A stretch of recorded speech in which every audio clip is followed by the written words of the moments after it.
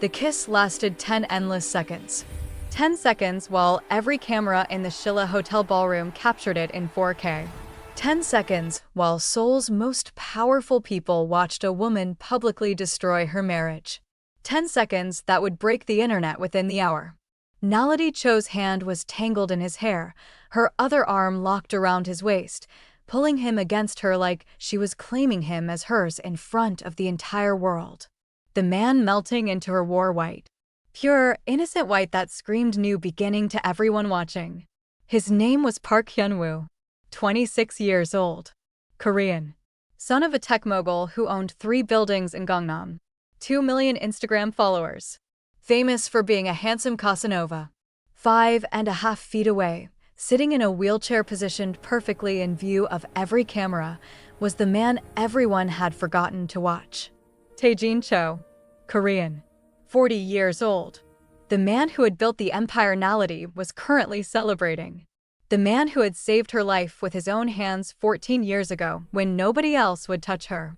The man whose brilliance and hidden power had turned a broke South African model into one of the wealthiest women in 2 continents. The room went dead silent.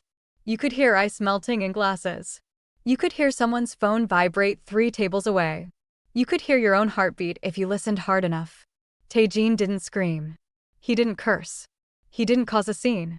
He simply looked at Naledi, then at Hyun-woo, then back at Naledi. And the corner of his mouth lifted into the coldest, smallest smile anyone in that room had ever seen. Then he pressed the joystick on his chair, turned with perfect grace, and wheeled himself toward the exit while the internet caught fire. His second in command, a massive man named Kwon, moved to follow. Taejin raised one finger without looking back. Kwon stopped.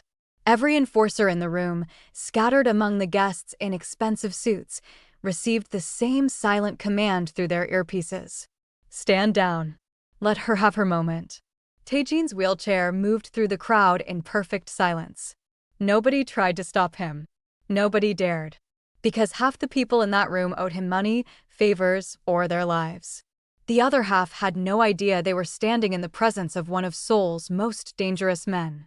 He rolled past tables full of chaebols and politicians and underground bosses who had feared his name for over 2 decades. He rolled past the cameras that were already uploading this moment to every corner of the internet. He left like a king abandoning a throne he'd already decided to burn to the ground. The internet caught fire within minutes. But we're getting ahead of ourselves. How about we rewind this to the very start of it? Because nobody saw this coming. 16 years ago, Naledi Kumalo was nobody. A 22-year-old model from Johannesburg, bleeding out in a back alley in Itaewon after a deal went catastrophically wrong. She'd tried to smuggle diamonds for the wrong people, got greedy, kept 1 stone for herself, and the Russians she'd stolen from had beaten her within an inch of her life and left her to die. The man who found her was Taejin Cho, 33 years old at the time. To the world, he was just another businessman who owned a few restaurants and a small import company. Quiet, polite, average. To those who actually knew, he was something else entirely. The silent king of Seoul's underworld. The man who controlled shipping routes from Busan to Cape Town. The one who decided what moved through South Korea's ports and who got a play in his territory. He'd built his empire so carefully, so quietly, that even the police didn't know his real name was attached to anything illegal. He'd been walking back to his car when he found Naledi. Most men would have kept walking. He didn't. He picked her up, put her in his car, drove her to a private clinic he owned, and paid for everything. Stayed by her bedside for 3 days while she recovered.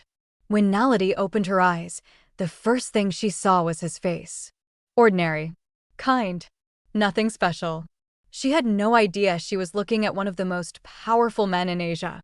You saved my life, she whispered in English, her Johannesburg accent thick with painkillers. You were dying, he replied in perfect English. I don't walk past people who are dying. Why? You don't even know me. She smiled. It was a gentle smile. The kind that made you trust her. Maybe I will know you. Maybe you'll be important. She laughed.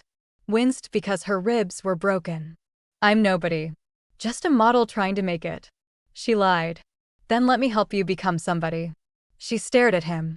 Why would you do that? Because I can. And because I think you're interesting.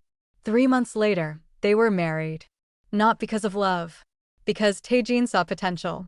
Naledi was beautiful, ambitious, had connections in South Africa. That he needed. She was the perfect face for expansion into African markets. And Naledi?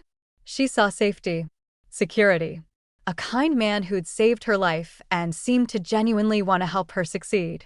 But she looked down on him when he asked her to marry him. The wedding was small, practical. Just signatures and witnesses in a courthouse. She still didn't know who he really was. Didn't know about the empire. The power. The blood. He kept that world completely separate. To her, he was just Taejin. Her quiet, generous husband who owned some businesses and believed in her dreams. He gave her everything. Emptied accounts she didn't know he had. 60 million won. Then 100 million. Then more. Much more. He told her it was savings, investments, money from his restaurants and import business. It was actually a fraction of what he made in a single month from his real operations. Start your modeling agency, he told her. I'll fund it.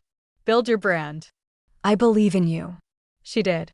Within 2 years, Naledi Modeling Agency was one of the biggest in South Africa. Within 4 years, it had expanded to Seoul, Lagos, London. She became famous. Naledi Cho, the South African beauty who'd built an empire. Forbes estimated her worth at $200 million. What they didn't know was that every connection, every contract, every door that opened, Taejin had opened it. Quietly. Behind the scenes. Using his real power to make his wife successful while she thought she'd done it all herself. The world called them a power couple. South African beauty meets Korean business genius. Magazines put them on covers with headlines about love conquering continents. The world had no idea that the empire was 100% Taejin. He let Naledi be the face. Let her do the interviews, cut the ribbons, shake the hands. He stayed in the background, smiling his gentle smile, playing the supportive husband. He never told her the truth. Never told her about the other businesses. The shipping routes controlled by men who would kill for him. The politicians he owned. The empire that spanned from Seoul to Johannesburg to Lagos to Hong Kong. He kept her clean. Kept her safe. Kept her in the light while he operated in the shadows. Then came the night that changed everything. A drunk driver. The irony wasn't lost on anyone who knew the real story, because Naledi had almost died in violence before Taejin saved her. Only this time, he was the victim. They were driving back from a charity gala in Gangnam. A teenager, drunk out of his mind, ran a red light going 100 kilometers per hour. The impact was catastrophic. Their car flipped 4 times. Naledi walked away with scratches. Taejin's spinal cord was severed at T4. Doctors said he would never walk again. Naledi cried at the hospital. The kind you cry for the cameras. Although she never genuinely loved him, but at least she loved what he'd given her. When he was discharged, she pushed his wheelchair herself, cameras everywhere because by then they were famous. She looked straight into the lenses and said, I will love him, protect him, and stand by him for the rest of my life. He gave me everything. Now I'll give him everything. But would she do that? The world cried with her. For 9 years, Taejin smiled for the photos. He became the face of the Cho Foundation for spinal cord research. He gave speeches from his wheelchair that left audiences in tears. He talked about resilience, about refusing to let tragedy define you, about being grateful for what you have. He never complained. Never looked broken. Never showed the world that he was still running an empire from that wheelchair. That his enemies had tried to finish him off twice during his recovery, and both times, their bodies were found in places that sent messages. That he was still the most dangerous man in Seoul, wheelchair or not. But something shifted in Naledi. At first, she was played the devoted wife. But as the years passed and he stayed in that chair, she started to change. Started staying out late. Started taking trips to Cape Town and Johannesburg without him. Started posting photos with other men at clubs, always explaining they were business partners, brand ambassadors, friends. Taejin watched. Said nothing. Just watched. Park Hyun-woo entered the picture 2 years ago. 24 years old at the time. Korean. Son of Park Jin-woo, a tech mogul with 3 buildings in Gangnam and a moderately successful software company. Hyun-woo was Instagram famous. 2 million followers. Known for his looks, his lifestyle, his father's money. To people who didn't know better, the Park family seemed wealthy. 3 buildings in Gangnam? That's rich. But Taejin owned 40 buildings in Gangnam. He owned the port where Park Jin-woo's company imported their materials. He could bankrupt the Park family with 3 phone calls. But nobody knew that. Because Taejin had spent 2 decades making sure nobody knew. Naledi met Hyun-woo at a fashion show in Seoul. She was 41. He was 24. He was everything Taejin wasn't anymore. Young. Walking. Active. Exciting. She told Taejin about him. He's Park Jin-woo's son. A partnership could be good for business. Taejin looked at her from his wheelchair. Be careful. Young men like that see you as a trophy, not a business partner. She smiled. Kissed his forehead like he was a child. You worry too much. It's just business. But it wasn't just business. Late-night business dinners turned into weekend trips to Jeju Island. Then Hyun-woo started appearing in her Instagram posts. Then he moved into one of their corporate apartments in Hanam-dong, officially on the payroll as a brand consultant making 300 million won a year to do absolutely nothing. Taejin knew everything. Of course he knew. He had people everywhere. Had access to everything. Had built systems that tracked every movement in his empire. But he said nothing. Just watched. Calculated. Waited. The affair became the worst-kept secret in Seoul's social circles. Everyone knew. Nobody said anything to Taejin's face. But they whispered. Poor Taejin. His wife is cheating on him with a boy half her age. What can he do? He's in a wheelchair. What they didn't know is that Taejin was counting. Counting every slight. Every betrayal. Every mistake. Building a case in his mind with the precision of a surgeon and the patience of a predator. Back to the gala. The Cho Foundation Gala, celebrating 15 years of the Cho Empire. Every major player in Korean high society was there. Chaebols. Politicians. Celebrities. Underground bosses who'd flown in from Tokyo, Hong Kong, Johannesburg. Naledi wore silk green. A dress so tight and so low-cut that it was clear she wasn't dressing for her wheelchair-bound husband. She arrived an hour late. With Hyun-woo on her arm. Both of them in matching white and green, like they were the couple being celebrated. The room noticed immediately. Conversations stopped mid-sentence. Glasses paused halfway to lips. In their world, you could have affairs.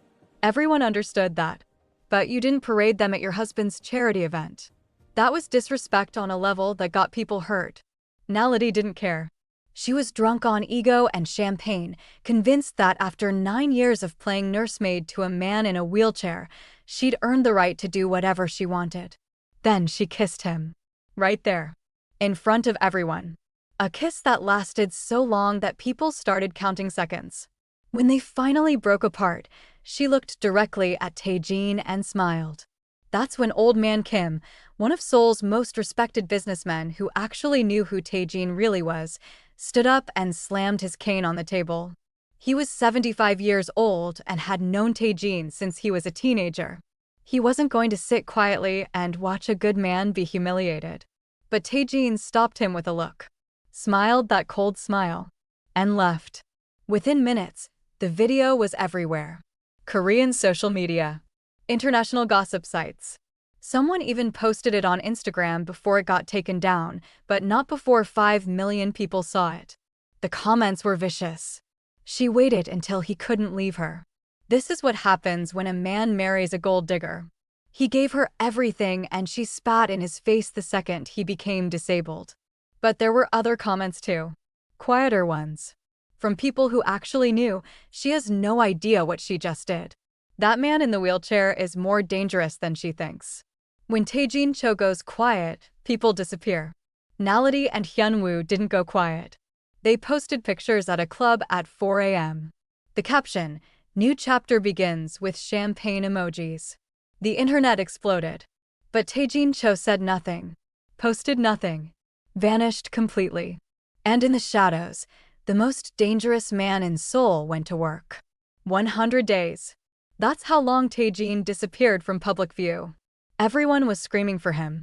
News outlets wanted statements. Social media wanted him to respond. His supposed friends wanted to know if he was okay. He gave them silence. Nality threw parties. Posted constantly. Traveled with Hyunwoo. Made sure everyone knew she was living her best life, free from the burden of a disabled husband. What nobody knew was that Taejin hadn't disappeared. He'd just stopped performing. And when the most powerful man in Seoul's underworld stops performing, people should be terrified. The first 30 days belonged to evidence. 14 years. That's how long he'd been watching everyone, every dollar, every euro move through their empire. He'd given Nality access to the legitimate businesses because he trusted her with those. But he'd also been tracking what she did with that access. Big mistake on her part. She'd been stealing. Not from the legitimate businesses. She was smarter than that. She'd been using company resources to fund Hyunwoo's fake businesses. His lifestyle brand that never produced anything. His entertainment company that never signed anyone. His investment fund that never invested in anything. 470 million won over 2 years. All of it funded by Cho Empire Resources while she convinced herself she was being clever. Every transaction landed in reports that Taejin's real accountants sent him weekly. He downloaded everything. Every email. Every transfer. Every forged approval. 90 terabytes of evidence showing that Nality Cho had been stealing from her own husband to fund her affair. He encrypted it all. Backed it up to 12 different secure servers across 4 continents. And slept peacefully for the first time in years. The next 30 days belonged to allies. For board members. Nality had pushed them out over the years when she got too confident. Kim Seo-jun, forced out when he questioned why Hyunwoo was on the payroll. Lee Min-ji, fired for refusing to approve Nality's expensive personal purchases as business expenses. Choi Dae-jong, pushed into early retirement when Nality decided she didn't need old advisors. Park Sun-hee, quietly removed when she discovered irregularities in the accounts. They all still carried the scars. Still harbored the grudges. Taejin sent each of them a single message through encrypted channels. Subject line: The king remembers his loyal subjects. Attached were the first 20 pages of proof. Within 72 hours, all 4 were in Seoul. They met in a private room in Taejin's real headquarters, a building Nality had never seen, in a part of Seoul she didn't know he controlled. They bowed when they saw him. Deep, respectful bows. Because they knew. They'd always known who he really was. I don't want tears, Taejin said quietly. I want 14.8% of the legitimate holdings. In return, you get your positions back and you get to watch me dismantle her piece by piece. They signed the agreements before the tea was finished. The final 30 days belonged to the empire that actually respected him. Taejin called a meeting of the real powers. Not the society people. Not the chaebols. The underground bosses. The ones who actually ran Seoul, Busan, Incheon. The ones who'd worked with him for 20 years. They met in a warehouse in Incheon at 2 a.m. 20 men who controlled everything from shipping to construction to entertainment to politics. Men who could make people disappear. Men who'd made fortunes because Taejin allowed them to operate in his territory. He rolled into that warehouse in his wheelchair. Every man stood. Not out of pity. Out of respect. Because wheelchair or not, he was still the king. My wife has disrespected me, he said simply. She has stolen from the empire. She has made me look weak in front of the world. I want it known that in 30 days, she will own nothing. The boy she's with will own nothing. And anyone who stands with them will own nothing. One by one, every man bowed. It will be done, Hyung-nim, the oldest one said. Boss. Big brother. The title he'd earned decades ago. But Taejin wasn't done. He made one more move. The brilliant one. The one that showed why he'd stayed on top for 20 years. He contacted Park Jin-woo, Hyunwoo's father. The tech mogul who thought he was rich. They met in Taejin's office. Park Jin-woo walked in confident. Walked out pale. I own the port where your materials arrive, Taejin explained calmly. I own the buildings you lease. I own the banks that gave you loans. Your son is sleeping with my wife. This makes us enemies. Unless what? Park Jin-woo asked, his voice shaking. Unless you help me destroy them both. Your son is a disgrace. Sleeping with a married woman. Stealing. Living off her stolen money. Help me expose him. Cut him off. Let him fall. And I will forget this insult. I might even let you keep your business. Park Jin-woo thought for exactly 5 seconds. What do you need me to do? The trap was set. With Hyun-woo's own father as the bait. Naledi noticed none of it. She was too busy posting vacation photos from Bali with Hyun-woo. Too busy pretending she was free. Too busy living what she thought was her best life with a boy who had no idea his father had just sold him out. Taejin laughed when he saw her posts.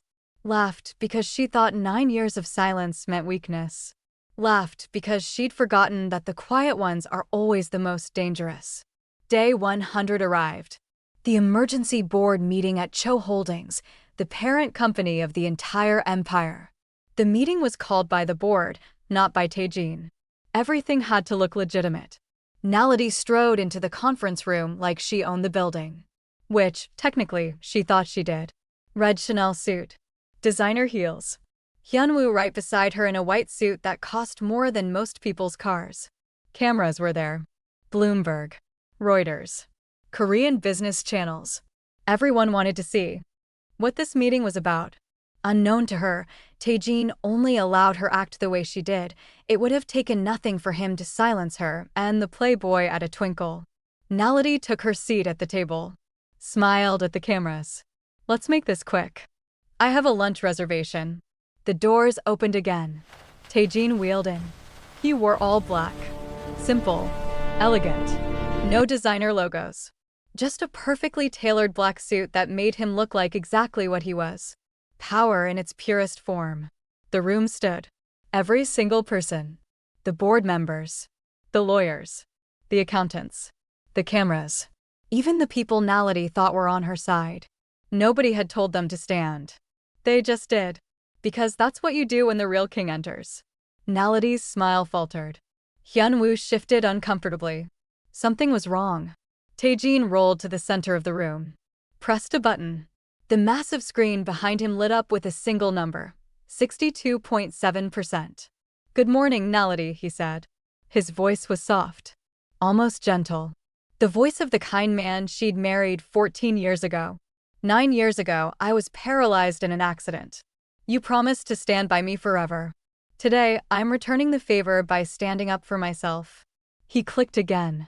The evidence exploded across the screen in devastating detail. Bank transfers. Shell companies. Forged approvals. Every one she'd stolen to fund Hyun-woo's fake businesses. Every lie she'd told. Every time she'd used company credit cards for personal trips and called it business.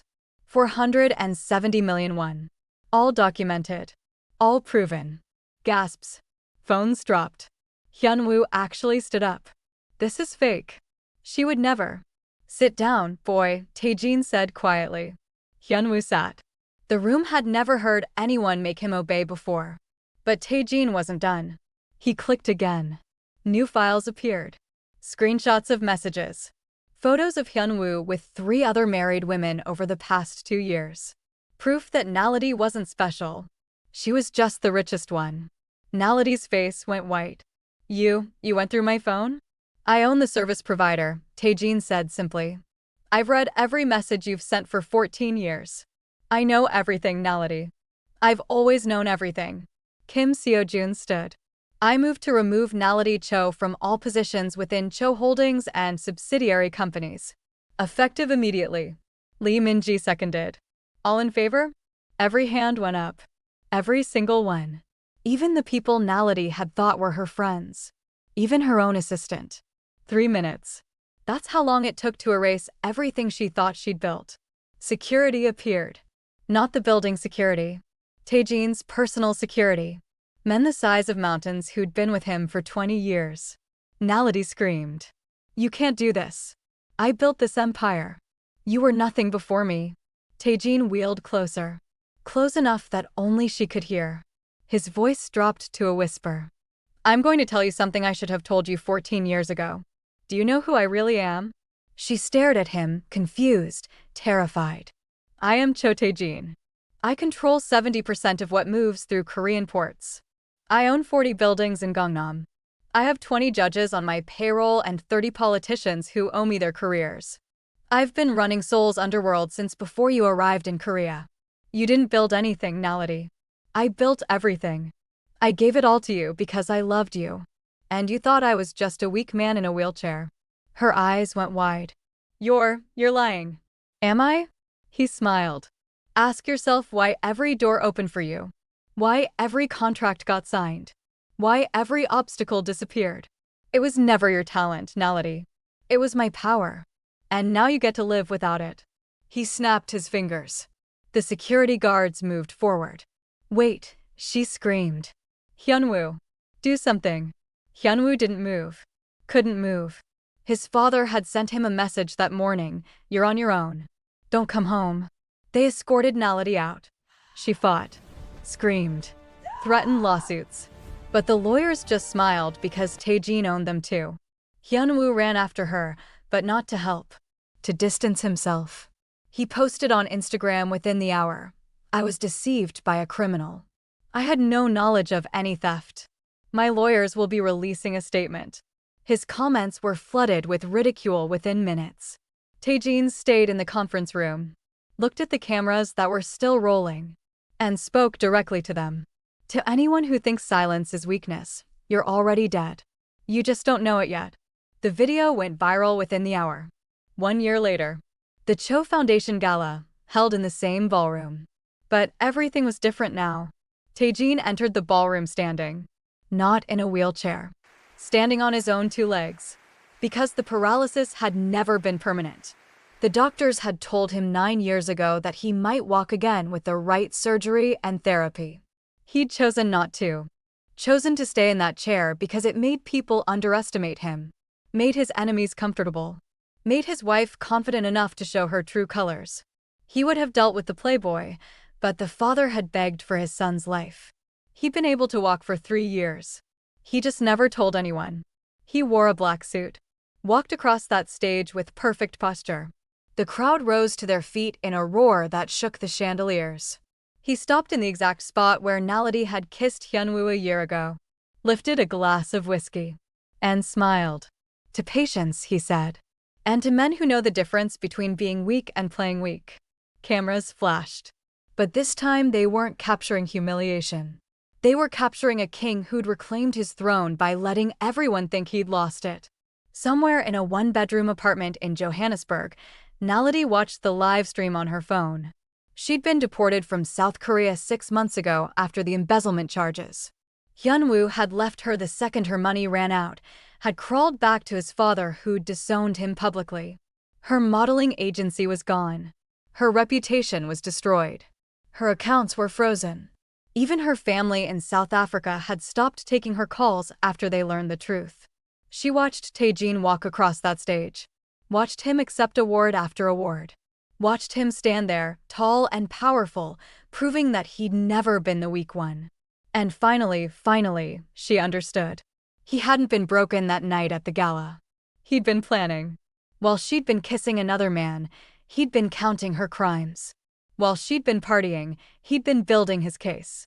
While she'd been posting photos, he'd been buying back every share she thought she owned. The man in the wheelchair had never been weak. He'd just been waiting for the perfect moment to stand. And when he did, he didn't just win. He annihilated her.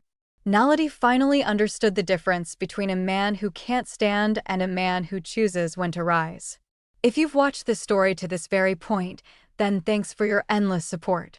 I love you all. Do not forget to subscribe, like, share, and leave your thoughts in the comment section. Let's know where you're watching from.